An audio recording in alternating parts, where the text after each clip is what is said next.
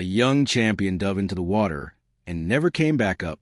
Fran Crippen, 26 years old, an American open water star with Olympic dreams, vanished somewhere between the last buoy and the finish line. Officials said it made no sense. The water was calm. The race was monitored. It was supposed to be safe. But by the time anyone realized he was missing, the ocean had gone silent. Hours later, they would find him, lifeless, near that same buoy that marked the end of the course. It was October 23rd, 2010. The sun was merciless over the Gulf of Oman, beating down on the coastal emirate of Fujairah in the United Arab Emirates. The mornings shimmer with that deceptive kind of heat that looks beautiful in photographs but feels like punishment in real life. The air hung heavy, the horizon blurred in waves of light. The world's best long-distance swimmers gathered for the final leg of the FINA 10 kilometers Marathon Swimming World Cup, a grueling open-water event that tested endurance, discipline, and control against nature itself.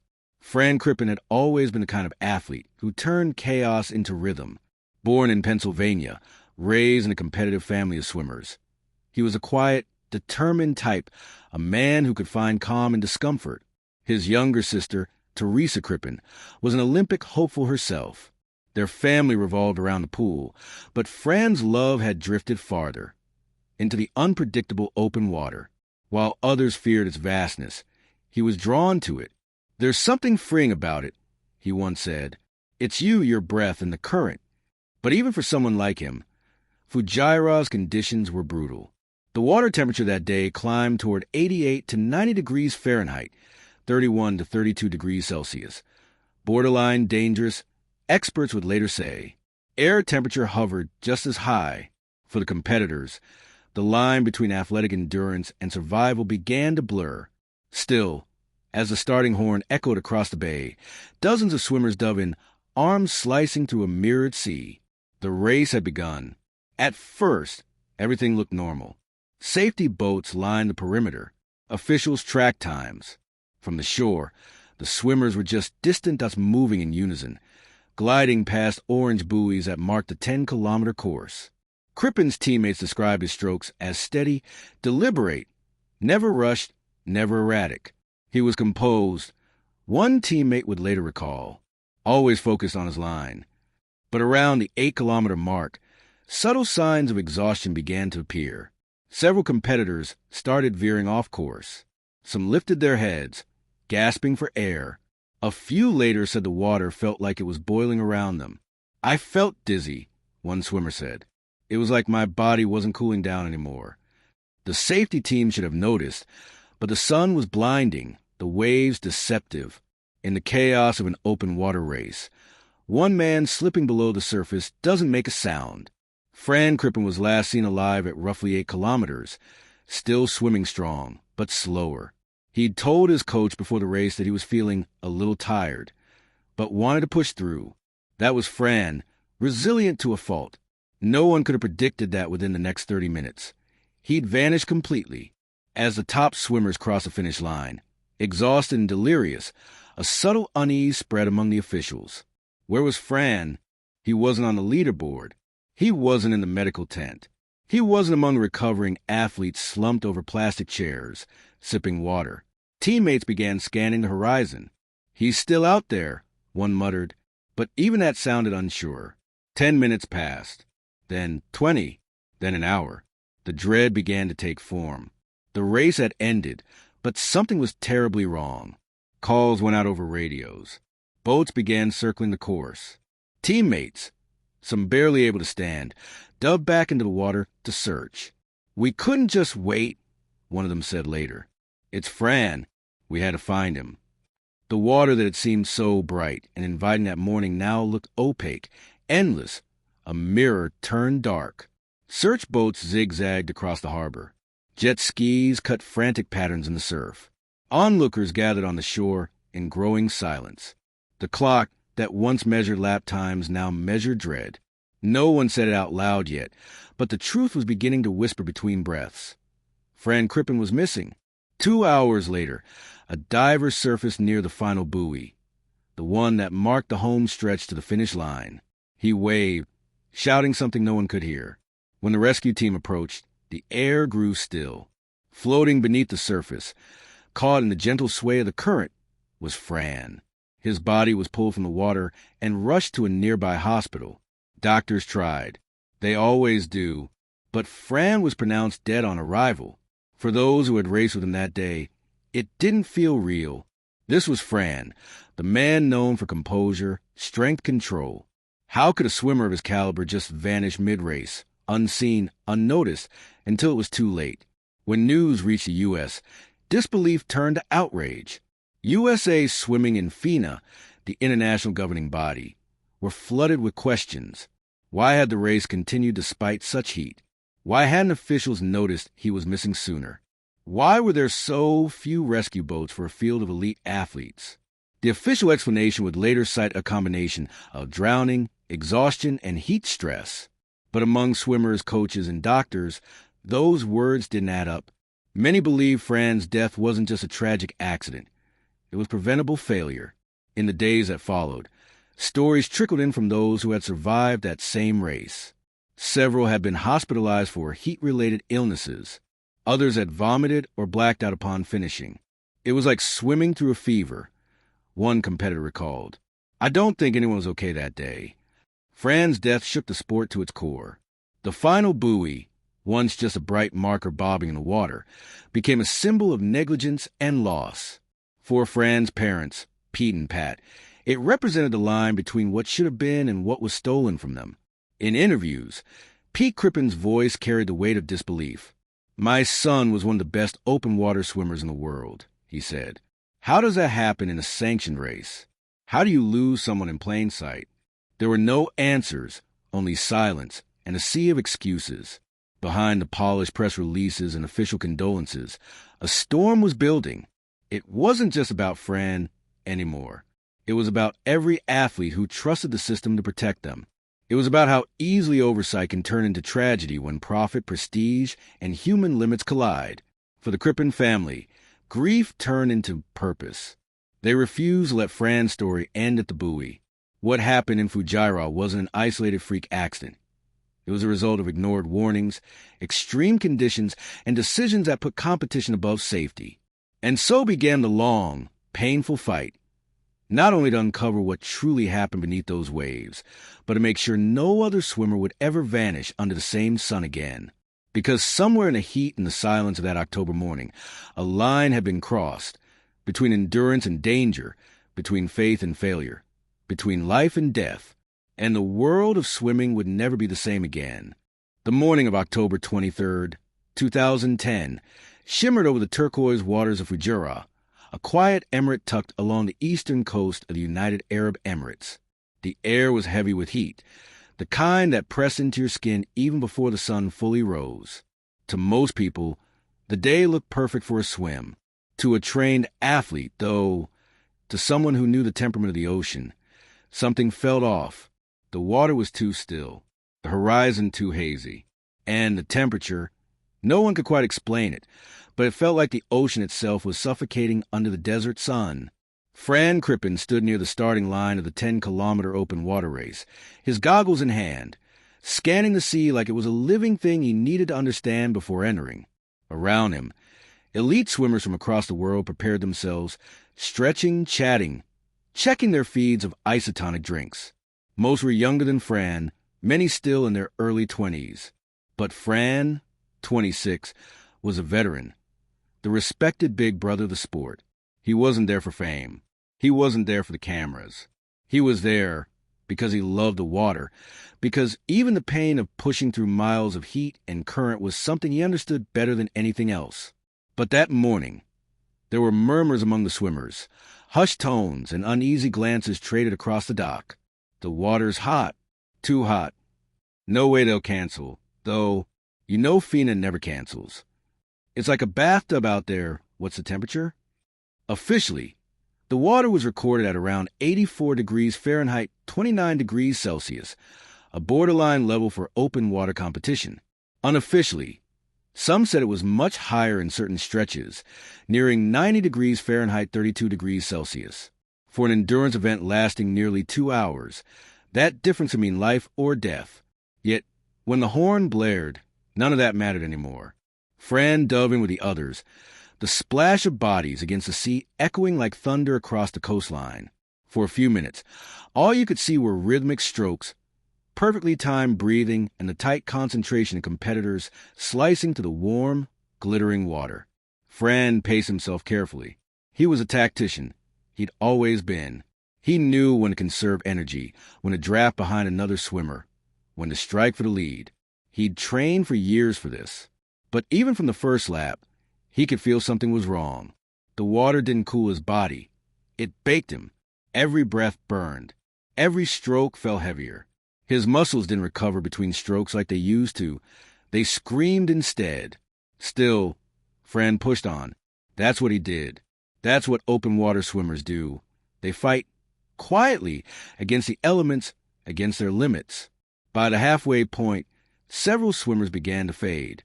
One competitor reportedly vomited mid-race. Another signaled for rescue, pulling out with dizziness and chest pain.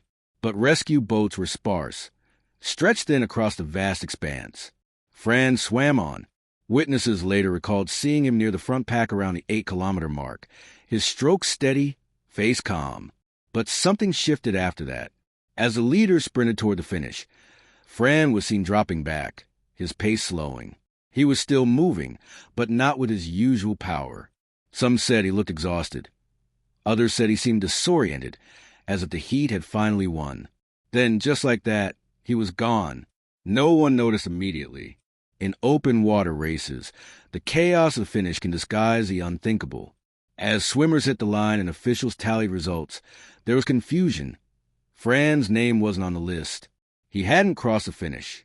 At first, it was assumed he'd already come in, that maybe his chip had failed. But as the minutes turned into half an hour, then 45 minutes, an unease began to settle over the beach. Coaches shouted his name. Swimmers scanned the water. The announcer's voice grew hesitant over the loudspeakers. By the 1-hour mark, panic began to take root. Officials scrambled to launch jet skis and small boats. They combed the waterline, calling out, their voices drowned by the sound of waves hitting the hulls. The ocean, which had shimmered so calmly earlier, now looked endless and cruel. Among the competitors, whispers began to break through the confusion. Fran didn't make it in? He was behind me, just behind me. He wouldn't stop, not him. No one wanted to believe what they were starting to realize. And yet, deep down, every swimmer knew the truth the officials were just beginning to grasp. Fran Crippen was missing. The ocean had swallowed one of their own. As the search stretched into the afternoon, the mood on the beach turned from confusion to dread. Fran's coach, his teammates, and even rival swimmers joined in the search effort. Helicopters swept over the surface, their rotors slicing through the thick, oppressive heat. Every minute that passed felt like an eternity. Then, hours later, long after most had given up hope, a lifeguard's radio crackled. A rescue diver had found something. Floating near one of the final race buoys, roughly 500 meters from the finish line, was the body of Fran Crippen. He was motionless, suspended in the water like he had simply fallen asleep mid-stroke. The same water he'd trusted all his life holding him in silence. When they brought him to shore, the scene was unreal. Athletes crying openly, coaches in disbelief, officials too stunned to speak. No one had words for what they'd just witnessed. Fran Crippen, a man who had dedicated his life to the sport, had died doing what he loved most. But how? The official statement would come later. The investigations, the press releases, the blame, all of that would follow. But that day, on that beach, there was only one chilling truth everyone could feel. The race should never have happened. And the ocean, for reasons no one yet understood, had taken a man who trusted it too much. The news spread across the world before Fran's body had even left the beach. American swimmer dies during open water race in the UAE. A headline so clinical, so stripped of emotion, it barely hinted at the chaos and heartbreak that had unfolded in those waters. For hours, his teammates refused to leave the shoreline. They stood in silence, sunburned, dehydrated, eyes fixed on the waves that had betrayed them all. Many were too dazed to speak. Others wept quietly, clutching towels or water bottles, their fingers trembling. It didn't make sense. How could Fran, the strongest, the most experienced among them, be the one who didn't make it out? His body was flown back to the United States within days. In his hometown of Conshohocken, Pennsylvania, banners and flowers began to appear along the fences of his old swim club. A memorial photo, Fran smiling, goggles slung around his neck, stood by the entrance, surrounded by candles that flickered like the reflection of pool water. But as the grief began to settle, so did the questions. How did a world-class athlete die in a race organized by one of the most powerful sporting federations on Earth? Why were swimmers competing in temperatures that exceeded safe limits? And why, when swimmers began dropping out mid-race, did officials not stop the event? In the days that followed, fragments of the truth began to emerge. Several competitors from that race would later recount harrowing details. They described feeling lightheaded, overheated, their vision blurring halfway through the course. Some vomited in the water. One swimmer recalled seeing Fran just before the final stretch, his stroke slowing, his breathing ragged. He didn't look right, he said. He looked tired in a way I'd never seen before. But no one intervened. There were only a handful of safety boats for dozens of swimmers spread across several kilometers of open sea. The event was hosted in conditions that would have made even professional divers cautious. The UAE sun, the stagnant sea, and a lack of shade or hydration created a perfect storm, a race that was not just dangerous, but potentially lethal. Fran's autopsy confirmed what many feared. The cause of death, drowning with contributing factors of heat exhaustion and overexertion. His core body temperature, though not precisely measured at the moment of death, was estimated to have soared far beyond what the human body can sustain. But there was another layer, a quieter, more haunting one. Witnesses said that Fran had complained about the race safety in the days leading up to it. He was known to voice concern when something didn't feel right. In earlier competitions, he'd spoken up about insufficient rescue coverage and lack of medical staff during open water events. "It's not a matter of if something will happen," he once told a teammate. "It's a matter of when." That when had arrived. In the weeks that followed, his death rippled through the global swimming community. From Colorado Springs, home of USA Swimming, to Philadelphia, where Fran had trained, his name became a symbol, a warning that something deeply flawed existed within the sport he loved. The Crippen family, devastated but resolute, demanded answers. His mother and sisters refused to let the tragedy fade into the news cycle. They pressed officials for transparency, for accountability. But what they encountered instead was bureaucracy, statements polished by lawyers, committees that promised reviews, and apologies that changed nothing. FINA, the international governing body of swimming, released a statement expressing condolences and announcing an investigation. Yet the tone was cold, almost procedural. No immediate admission of fault. No acknowledgement that the race conditions had been dangerous. Just a sterile assurance that safety protocols would be reviewed. But swimmers knew better. Open water races had long been the sport's untamed frontier, a realm where nature itself was the opponent. But what had been ignored was how human negligence could turn that wildness into a death trap. At Fran's funeral, his sister Maddie Crippen, a former Olympian herself, spoke through tears. "Fran loved the water," she said, "but he didn't die because of it. He died because people who should have protected him didn't." Those words echoed through every pool deck, every training camp, every open water course in the months that followed. Coaches started double-checking safety plans. Swimmers became more outspoken. The Crippen family's fight for reform had begun. Yet even as the movement for change gathered strength, something about Fran's death refused to rest. There were whispers that the official water temperature announced before the race wasn't accurate, that the real readings were suppressed to avoid cancellation. Some believed that athlete complaints were dismissed to protect sponsors and scheduling, and others, more cynically, claimed the tragedy was already being downplayed by international officials desperate to shield the organization's image. No one knew exactly what had gone wrong in that final stretch of the race, but the mystery only made his final moments more haunting. Why had no one seen him struggle? Why did it take hours to find his body when he'd been near the last buoy, just 500 meters from the finish line? Why? With so many athletes suffering heat-related symptoms, Was there no safety protocol strong enough to prevent disaster? The questions echoed louder than any official statement could silence. In time, Fran's story became more than tragedy. It became a mirror reflecting everything broken within the world of competitive swimming. And yet, behind every headline, every press release, there was something quieter, more personal. A father, sitting at home in Pennsylvania, unable to sleep, a man replaying every detail he'd heard about his son's final race. Every wave, every buoy, every breath. Because deep down he couldn't accept it, not completely. He knew the ocean had taken his son, but part of him believed it had left something behind, something waiting to be found. The first few weeks after Fran's death passed like a blur for the Crippen family. There were cameras, microphones, press vans parked outside their Pennsylvania home, and strangers sending condolences from around the world. The walls were covered in photos. Fran smiling beside his teammates, medals gleaming under fluorescent pool lights, arms slung around his sisters after a win. But beneath the flowers and headlines, there was something simmering, disbelief. To them, this wasn't an accident. It was negligence wearing professionalism as a mask. Fran's parents sat in their living room night after night, replaying every fragment of information they could find. The official statements didn't line up. The timelines felt blurred. And the notion that their son, a trained, world-class endurance swimmer, simply overheated and drowned in a monitored race felt too hollow, too incomplete. He didn't just disappear in the middle of a crowd.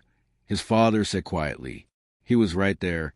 There were officials, cameras, boats, and yet no one saw him go under. The words hung in the air like a curse. Within days, the Crippens began to dig. They contacted fellow swimmers who had competed that day. They reached out to coaches, medical staff, anyone who might have seen something. Anything. The picture that emerged was disturbing.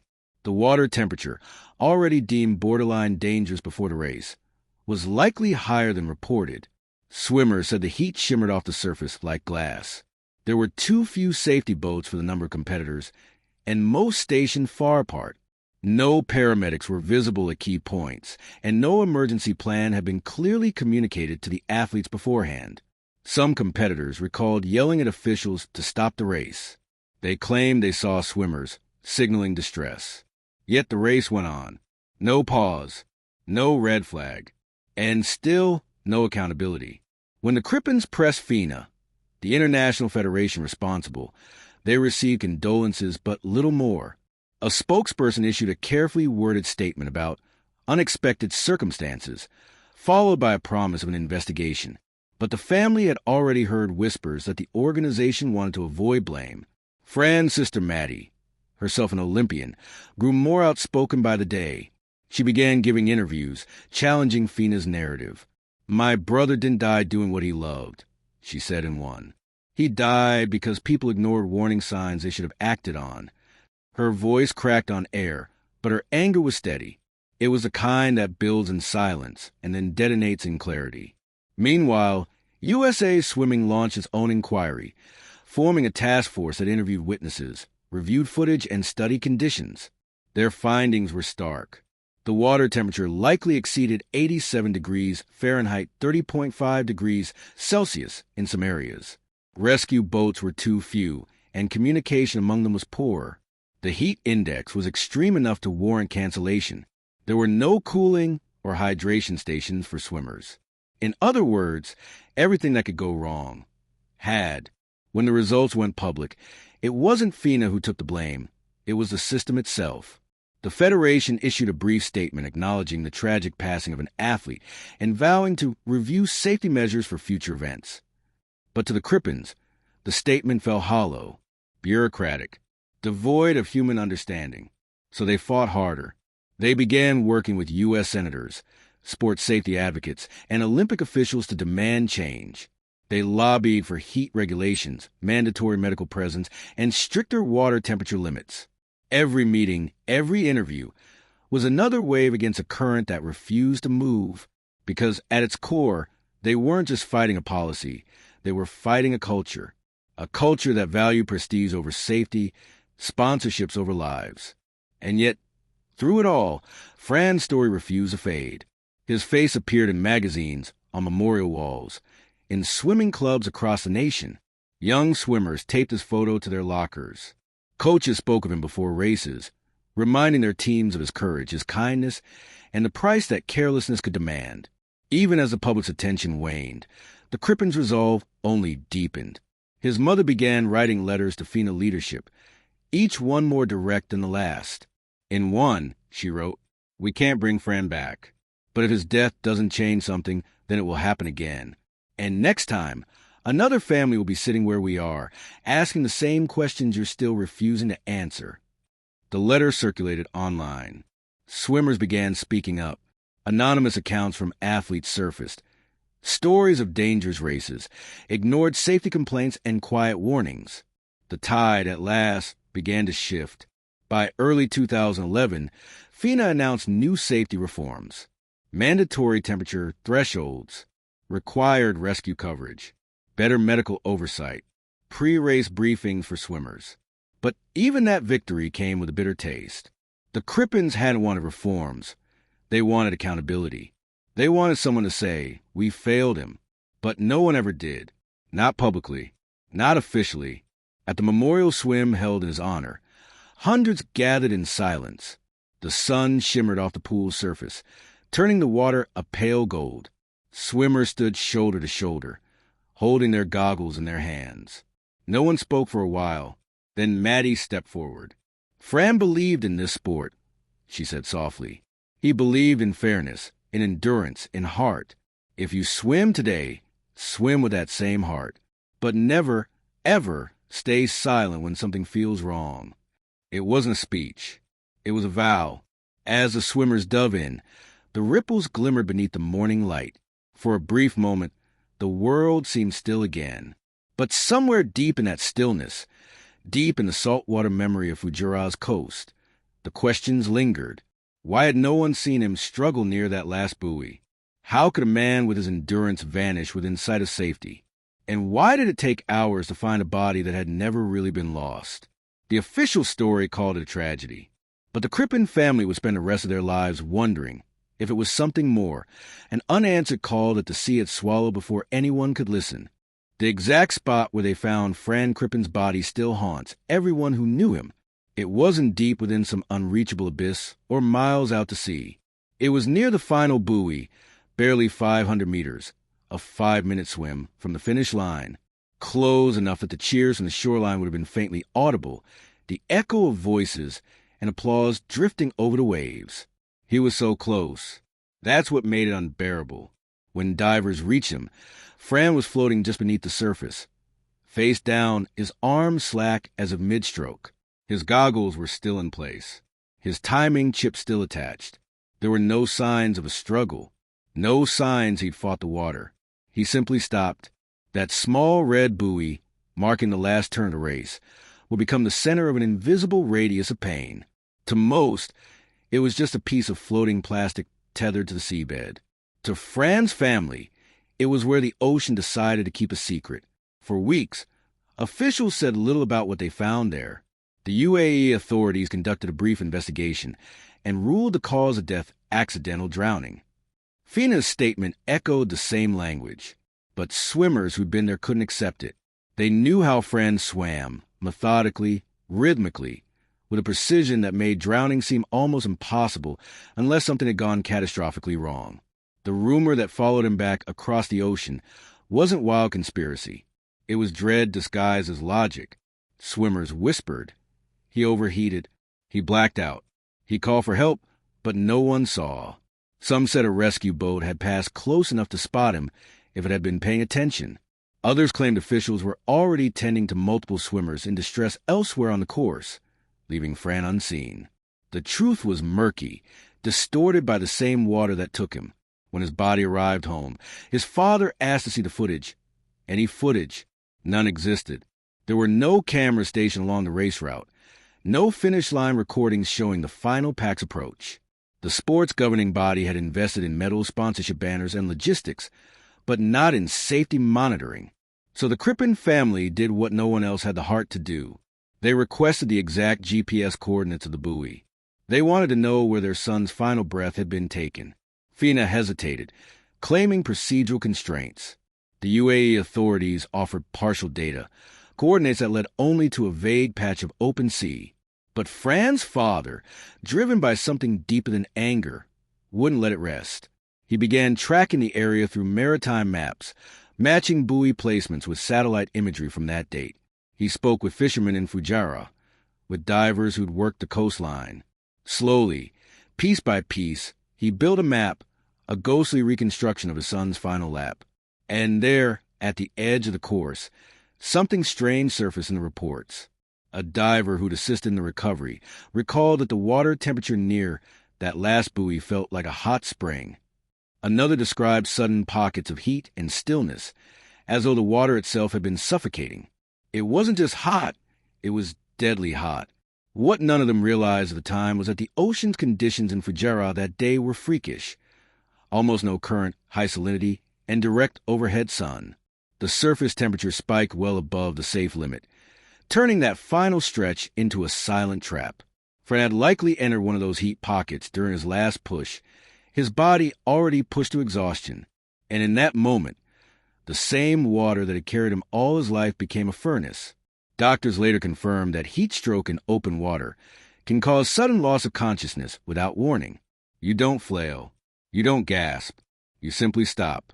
It explained why no one saw him struggle, why no one heard him call. Still, his father needed to see it for himself. For years after the tragedy in 2014, he traveled quietly to the UAE. There were no cameras, no press, just a grieving father retracing the path of his son's final swim. With help from local authorities and divers, he chartered a small boat out to the same coordinates, where a buoy still floated, red and faded from sun. The sea was calm that day, eerily so. The water shimmered like glass. He stood at the edge of the boat and stared down into it, the reflection of his face rippling in the surface that had taken his son's life. He didn't speak for a long time. Then, as the boat drifted near the buoy's chain, something caught his eye. Lodged against the metal base, barely visible through the waves, was a small fragment of plastic, worn and sun-bleached. It was part of an old race marker, possibly from the same event. A relic of the day everything changed. He reached down, fished it out, and held it in his hands. It wasn't proof of anything supernatural. It wasn't a message from the beyond. But in that moment, standing there with that fragment, it was as if the sea had finally returned something it had borrowed. When he returned home, he placed a fragment on Fran's memorial shelf beside his medals and photo. "I found it where they said he was," he told his wife. It was still there. The ocean doesn't forget. That buoy became a symbol, not where Fran died, but where his story refused to end. In the years that followed, the Crippen family's campaign for safety reforms expanded globally. Race organizers began installing temperature sensors, mandatory check-in systems, and enhanced rescue coverage. The Fran Crippen rule, as some swimmers quietly called it, became a silent standard, a way to keep his legacy alive in the very waters that had claimed him. But for his family, justice was never a finish line. It was a current that kept pulling them forward. One more conversation, one more reform, one more reminder that their son's death could never be in vain. And yet, sometimes when his father stood near a shoreline, he'd find himself staring at the horizon, waiting for something. Not a ghost, not an answer, but perhaps the faint echo of waves carrying the rhythm of a stroke that had once seemed endless. Because even after the ocean took him, the sound of Fran's swim, the steady cadence of heart, breath, and purpose, never really stopped. Abu Dhabi, October 23rd, 2010. The water looked harmless at first glance, glistening under a desert sun that turned the surface into molten glass. But to the swimmers standing at the edge, it wasn't the sparkling blue that drew their eyes. It was the heat, the kind of heat that pressed against the lungs and shimmered off the horizon like a mirage. Fran Crippen adjusted his goggles, squinting toward the distance where a series of buoys marked the 10-kilometer course. He'd done this countless times before, trained in cold lakes, turbulent seas, and open water stretches that could humble even the strongest. But something about today felt different. The water temperature was reading around 87 degrees Fahrenheit, far above safe limits. The officials, however, insisted it was within range. The race would go on. His teammates exchanged uneasy glances. American swimmers Alex Meyer and Christine Jennings later recalled that even before the start, something felt off. The air was thick, the waves still. It was like swimming in a hot tub, one competitor would later say. But for Fran, competitive, determined, and driven, backing down wasn't an option. The whistle blew, and the swimmers dove in. Immediately, the shock of the water hit, not the cold, but the suffocating warmth. It was disorienting. They sliced through liquid heat, fighting not only the current, but the invisible enemy of exhaustion, creeping faster than usual. Fran, true to his rhythm, stayed steady. His arms cut with precision, his breathing pattern flawless. He'd pace himself for endurance. But even endurance has its breaking point. As the laps wore on, signs of distress began to appear. Some swimmers slowed. Others stopped at feeding stations longer than normal. One athlete was pulled from the water halfway through, showing signs of heat exhaustion. Still, no official paused the event. No one halted the race. The competitors pressed on, their bodies rebelling against temperatures that climbed higher by the minute. Fran was seen at the final turn, still pushing forward. Teammates ahead of him assumed he was right behind, drafting as he often did, saving energy for the last sprint.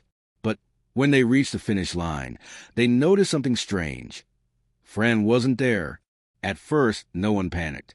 In open water swimming, visibility is poor and swimmers often get separated. But as the minutes passed, concern spread through the crowd. Officials began scanning the horizon. The other swimmers treaded in the water, searching. The heat was blistering. The sea shimmered with deceptive calm. 10 minutes, 20, 40, still no Fran. One of his teammates shouted to the officials, "He's still out there," but the rescue boats hesitated, unsure of where to start. There were no trackers, no precise markers of where each swimmer had been last seen. The water was vast, the sun relentless. Fran's mother would later say she knew, deep down, that something had gone terribly wrong the moment she got the call. When rescue teams finally mobilized, it was too late. Divers scanned the course, moving between buoys, their shadows cutting through the hazy water. The silence was unbearable. Then, near the last turn buoy, just a few hundred yards from the finish line, they found him. Fran Crippen's body floated beneath the surface, lifeless and still. The world that had once cheered his name fell silent. Teammates wept openly at the shore. Some officials stood frozen. Others avoided eye contact, realizing too late that every warning had been ignored. The 26-year-old who had trained his entire life to represent his country, to bring pride to his family, had died in a race that should never have happened. And what was worse, the conditions that killed him were preventable. The temperature, the lack of medical staff on the course, the slow response time. Each failure piled on another until tragedy became inevitable. Fran's sister, Maddie, a fellow swimmer, would later say, "He died doing what he loved, but he shouldn't have had to die for it." The news broke like a wave of disbelief. Across the swimming world, shock turned to anger. Tributes poured in, but so did questions. How can an elite event, sanctioned by one of the sport's highest governing bodies, allow conditions so extreme? Why were safety measures so lax? But amid the outrage, one haunting truth echoed in every retelling. Fran had been found near a buoy, mere strokes away from survival. In that still, overheated water, something precious had been lost. Not just a life, but the illusion that the sport was invincible. Fran Crippen's story was no longer about medals or races. It had become a cautionary tale, a chilling reminder of how ambition, bureaucracy, and human error can collide in one catastrophic moment. And as the sun sank over the Persian Gulf that evening, casting long shadows over the water that had claimed him, one question lingered in every heart. How could no one have seen him? Until it was far too late. The call came before dawn in Pennsylvania. Fran's mother, Pat, woke to the sound of the phone vibrating on the nightstand. On the other end, the voice was trembling, official, rehearsed, but breaking. The words didn't register at first. "There's been an accident during the race. Fran didn't make it." Her hand went numb. The walls seemed to tilt. For a moment, She thought they must have confused him with someone else. Her son was the strong one, the careful one, the one who always finished what he started. But when USA Swimming confirmed the news hours later, the denial shattered into grief. By mid-morning, every major news outlet carried the story. American swimmer dies during open water race in Abu Dhabi. The headlines were sterile, factual, but behind those few lines was a failure that no one could yet put into words. At first, officials from FINA, the international governing body for aquatic sports, expressed condolences and promised a thorough investigation. But those closest to Fran knew that condolences wouldn't bring him back and wouldn't prevent another tragedy. His family wanted answers. What had the water temperature really been? Why were there no medical boats stationed along the course? Why had the race gone forward despite multiple warnings from swimmers about unsafe heat? Fran's sister, Maddie, was among the first to speak publicly. Her voice cracked but carried conviction. He was found near a buoy, she said. He didn't die instantly. He needed help, and no one was there. That single sentence ignited something far beyond grief. It became a spark. Teammates came forward, one after another, describing what they had seen and felt that day. Some said they'd felt dizzy halfway through the course. Others admitted they thought they might black out. The event, they said, had been a death trap. The race's organizers had ignored repeated safety concerns, prioritizing schedules over sanity. Alex Meyer, one of Fran's close friends and competitors, was blunt. We knew it was too hot. Everyone knew. What had been sold as a world-class event began to unravel as evidence of neglect surfaced. The rescue boats were too few. The medical staff weren't stationed in the water. Even the temperature readings were inconsistent. FINA's response was slow, cautious, wrapped in bureaucratic phrasing. They promised reforms, but the family heard hesitation instead of urgency. To them, it sounded like damage control, not accountability. Fran's father, Pete, made a decision. If the governing bodies wouldn't demand justice, he would.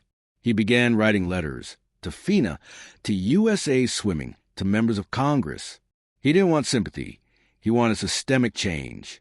My son should not have died for this sport, he said. Meanwhile, memorials sprang up across the U.S. swimming pools in Pennsylvania, Texas, and Colorado held moments of silence. Teammates left goggles on the starting blocks. The swimming community, tight-knit and proud, was in mourning, but also in disbelief. How could man in peak physical condition, under official supervision, simply disappear mid-race? In the days following Fran's death, details emerged that only deepened the outrage. There were reports of swimmers vomiting after finishing. Some had been treated for heat exhaustion. Officials had ignored early warnings about extreme conditions. Behind closed doors, whispers began.